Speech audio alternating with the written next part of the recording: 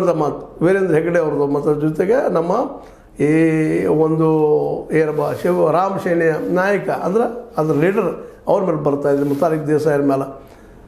ಅದಕ್ಕೆಲ್ಲ ಪರಶುರಾಮ್ ಅಂತ ಏನಾದರೂ ಇದ್ದು ಧಗೆ ಅನ್ನೋದು ಯಾರು ಇದ್ರ ವ್ಯಕ್ತಿ ಅವ್ರ ಮೇಲೆ ಬರ್ತಾಯಿದೆ. ಅಂದರೆ ಒಟ್ಟಾರೆಯಾಗಿ ಈ ಕೇಸ್ ಇನ್ನಷ್ಟು ವ್ಯಾಸ್ಟ್ ಆಗ್ತಾಯಿದೆ ವಿನಃ ಕಡಿಮೆ ಆಗ್ತಾಯಿಲ್ಲ, ಹಂತಕ್ಕೆ ಬರ್ತಾಯಿಲ್ಲ. ಅದಕ್ಕಾಗಿ ಇವತ್ತು ಎಲ್ಲರೂ ಸಂಯಮದಿಂದ ತನಿಖೆ ಆಗುವವರೆಗೆ ಪೂರ್ಣ ಪ್ರಮಾಣದ ತನಿಖೆ ಆಗಬೇಕು.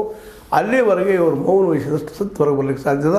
ಮತ್ತು ಏನಾದರೂ ಮುಚ್ಚಾಗೋದ್ರ ಸುಲಭದ ಕೆಲಸ ಅಲ್ಲ. ಯಾಕಂದರೆ ಆಲ್ರೆಡಿ ಸಾಕಷ್ಟು ಎವಿಡೆನ್ಸ್ಗಳು ಮಾತ್ರ ಅಲ್ಲಿ ಘಟ್ಟಗಳ ನಡೆದ್ರ ಬಗ್ಗೆ ಮಾತ್ರ ಖಚಿತತೆ ಆಗ್ತಾಯಿದೆ. ಇವರು ಎಷ್ಟೂ ಇಲ್ಲಂದರೂ ಅಲ್ಲಿ ನಡೆದಕ್ಕೆ ಸಾಕ್ಷ್ಯಗಳು ಸಿಗ್ತಾ ಇದ್ದಾರೆ ದಿನದ ದಿನಕ್ಕೆ.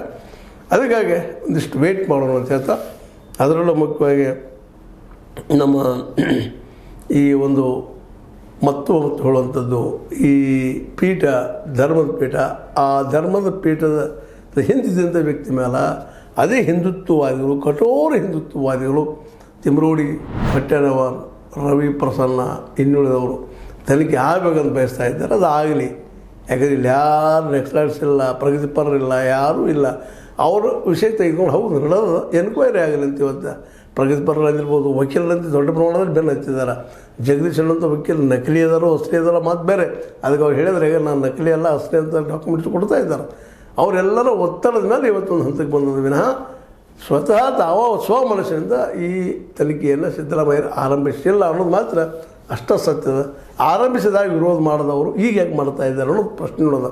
ಯಾಕಂದರೆ ಅದು ಹಡ್ಡಿದ ಮೇಲೆ ಗೊತ್ತಾದಲ್ಲ, ಅಲ್ಲಿ ಇಲ್ಲಪ್ಪ ಈ ಪ್ರಮಾಣ ಸಿಕ್ಕಿಲ್ಲ ನೂರಾರು ಅಂತ ಅನ್ನೋದು ಅದು ಹಡದೇ ಹೋಗಿದ್ರೆ ಹಂಗೆ ಉಳಿತಾಯಿತ್ತು. ಆ ಒಂದು ದಿಶೆಯಲ್ಲಿ ಸಿದ್ದರಾಮಯ್ಯ ಒಳ್ಳೆಯ ಕೆಲಸ ಮಾಡಿದ್ದಾರೆ. ಇನ್ನು ಮುಂದಿನ ನೋಡೋನು ಇನ್ನೂ ಮುಗಿದಿಲ್ಲ. ಅವ್ರು ಇನ್ನೂ ಅದಾವಂತ ಹೇಳ್ತಾ ಇದ್ದಾರೆ. ಪಾಪ ವ್ಯಕ್ತಿ ಹೇಳೋದು ನೋಡಿದ್ರೆ ಅನಾಮಿಕ ಇಲ್ಲಿ ಅದ ನಿಶ್ಚಿತ ಅನ್ನುವಂಥದ್ದು. ಜೊತೆಗೆ ಅನೇಕರಿದ್ದಾರೆ ಹೇಳೋರ, ಅವರೆಲ್ಲ ಮಾತುಗಳನ್ನ ನಾವು ಗಮನಿಸಿ ಮುಂದೆ ಹೆಜ್ಜೆ ಇಡಬೇಕು. ಅದೆಲ್ಲ ತನಿಖೆ ಆಗಬೇಕು SIT ಅಂತ ಹೇಳ್ತಾ, ಇದು ಇವತ್ತಿನವರೆಗಿನ ಬೆಳವಣಿಗೆ ಮತ್ತೆ ಡೆವಲಪ್ ಆಗ್ತದೆ. ನಿಮ್ಮ ಜೊತೆ ಮಾತಾಡೋಣ ಅಂತ ಹೇಳ್ತಾ H16 ನ್ಯೂಸ್ ಅಥವಾ ಸಿದ್ದರಾಮಯ್ಯ ಸತ್ಯದ ಕೈಗಳಲ್ಲಿ ವಂದನೆಗಳು.